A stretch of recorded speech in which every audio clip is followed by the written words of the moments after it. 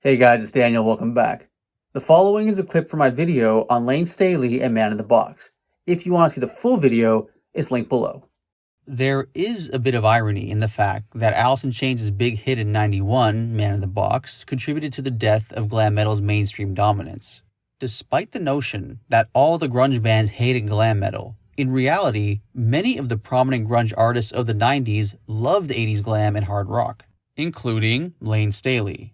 Layne growing up was a big fan of glam metal. Some of his favorite bands included Motley Crue, Quiet Riot, Twisted Sister, and Van Halen.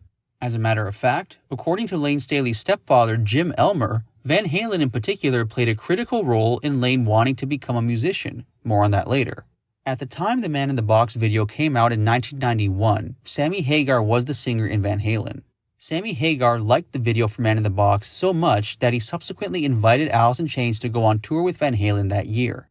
The following is from Sammy Hagar. Quote, "I loved that song, Man in the Box. I said, let's get these guys to open for us. I played the video for everybody to see what they look like. Look at these guys, they're cool. Everybody said, yeah. And that's how they came out." End quote. On June 17, 1991, Van Halen released their 9th studio record for Unlawful Carnal Knowledge. Alice in Chains toured with Van Halen in support of that album. Although touring with Van Halen was a dream come true for the guys in Alice in Chains, the tour did not go smoothly. As a matter of fact, things were pretty rough. Jerry Cantrell even went as far as calling the opening show for Van Halen the worst gig of his life. Quote, "I remember showing up for the first gig and walking on the deck and getting ready to play the show. Eddie Van Halen was sitting there with his guitar on, running scales, and he's smiling. He came over and introduced himself. He was hanging right on the side of the stage in my little pit with my guitars and my guitar tech. Eddie's wife Valerie was with him. Wolfie was newly born and in her arms. So that's how the tour started for me, like, whoa, okay, I'm standing here and Eddie Van Halen is smiling and playing guitar and meeting me, and I'm going to go on stage in about 5 minutes. I go on to play, and he stayed there and watched me. I think it was the worst gig in my life, at least in my mind, because I was so nervous that the dude was sitting there watching me. Finally, he went back to his dressing room to get ready for his show, and I think I started to relax a little bit more. We stayed with Van Halen for a couple of legs of the tour and made really good friends with Eddie. There were a lot of late night hangs, a lot of pool halls and bars. We'd always end up in each other's rooms with a couple of guitars. When he came to town, he'd give me a call and vice versa. We also became friends with Sammy. He and I have been buds for a long time. In our band, Van Halen was always well loved and embedded in our psyches. And of course, as a guitar player, Eddie is the top of the mountain in terms of uniqueness and a commitment to excellence. There was nobody like him, and there never will be. That's just the way it's supposed to be. Now, that tour was really impactful from a career standpoint and also just an achievement level of like, wow, okay, I guess we can play with these guys. End quote. Though things worked out in the end, the tour started off rough for Alice in Chains. The main reason for this, though, was not because they were nervous, but rather because Van Halen's audience did not like Alice in Chains, at least initially.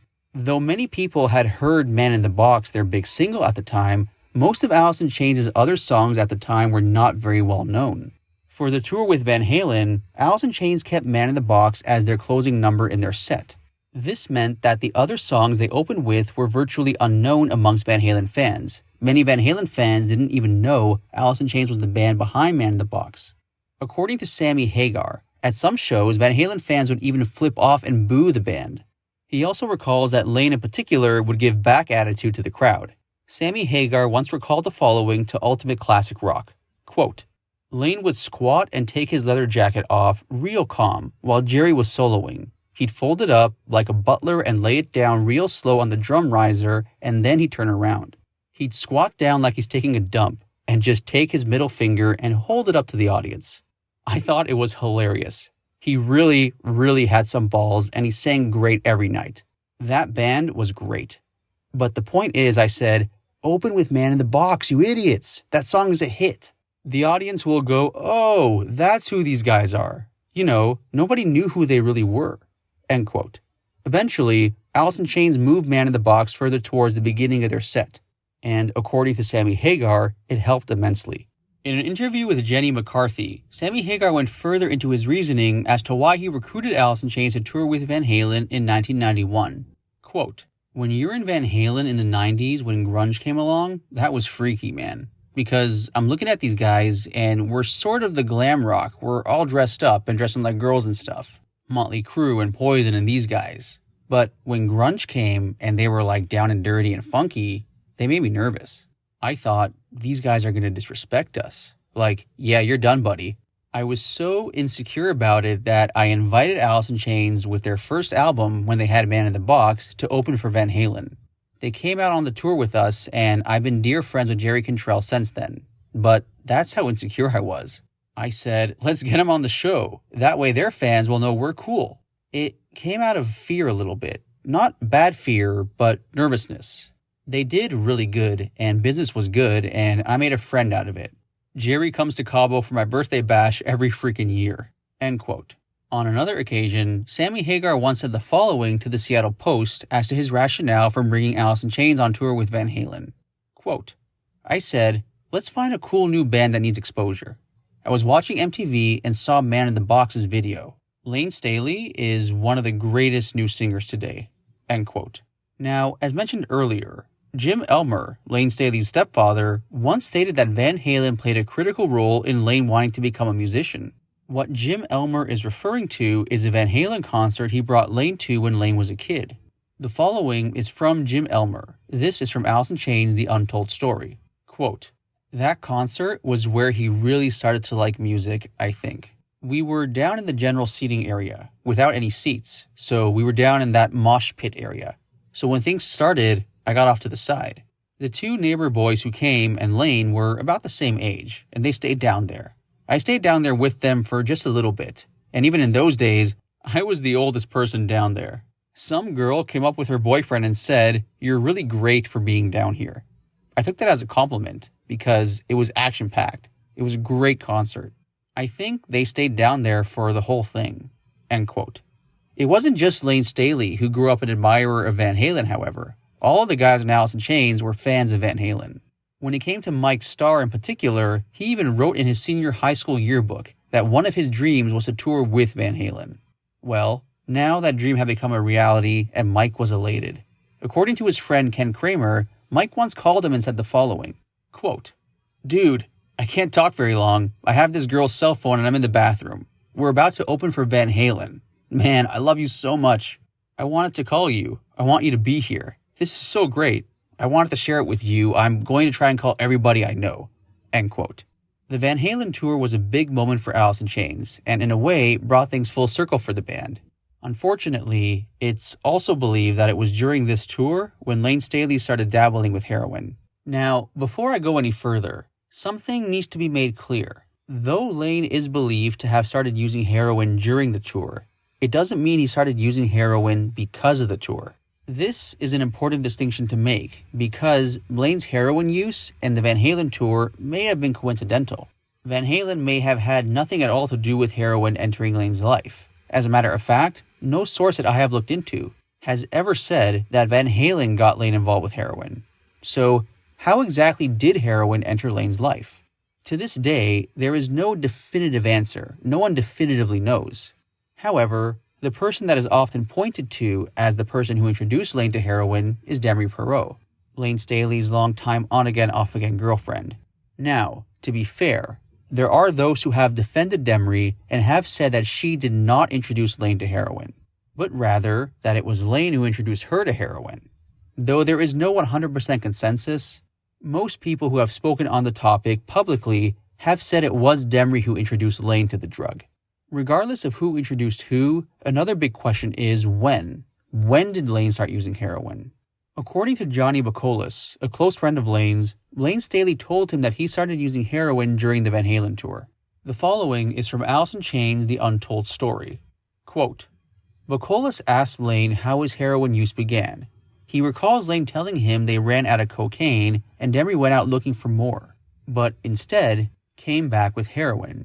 This, Bacolis says, is his best recollection of when and how Layne first tried heroin, as told to him by Layne himself.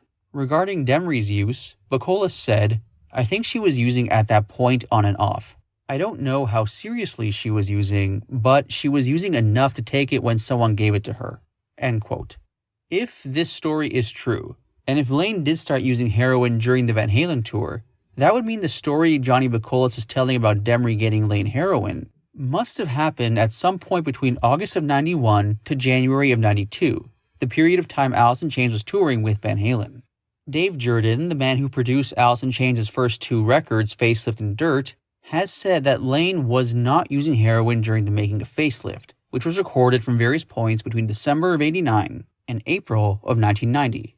Dirt, which was recorded between April to July of 92, well after the Van Halen tour, was a different story. Dave Jordan once recalled the following to journalist David DeSola, quote, "I went to Arizona and saw them play with Van Halen. Layne was definitely acting different at that point. Layne did coke, and he drank a lot, so I didn't know if he was drunk or whatever, but he wasn't the same. Layne was usually gregarious and cracking jokes all the time. I went to their tour bus before the concert, and Layne was really quiet. I didn't know what was up with him. He is the only one, besides Mike Starr later, of course, to try heroin. Jerry never did heroin, neither did Sean."